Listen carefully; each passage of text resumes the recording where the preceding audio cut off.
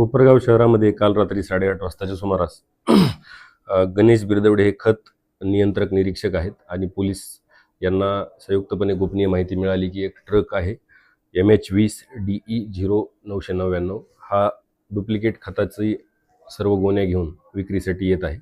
त्या अनुषंगाने त्याला चेक केला असता त्यामध्ये 477 गोण्या आढळल्या रासायनिक खताच्या। त्याच्यामध्ये त्यांच्याकडे कोणतेही बिल, पावत्या वगैरे कोणतेही डॉक्युमेंट्स नव्हते।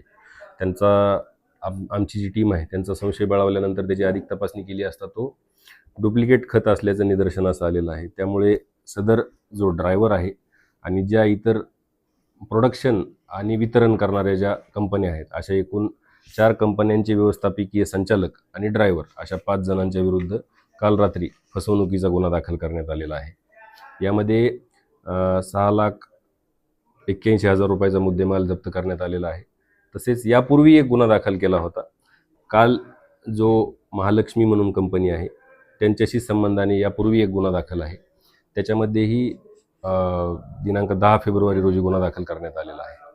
त्यामध्येही 7 लाखच्या पेक्षा जास्त किमतीचा मुद्देमाल जप्त करण्यात आलेला आहे। याच्यामध्ये जे खत नियंत्रक आहेत त्यांना गोपनीय माहिती मिळाली होती की जे सदर आहे ते 100% जवळजवळ डुप्लिकेट खत असल्याबद्दल त्यांना माहिती मिळाली होती। पूर्वीच्या गुन्ह्यामध्ये त्यांनी चेक केला असता 96% जो माल आहे तो डुप्लिकेट माल मिळालेला आहे।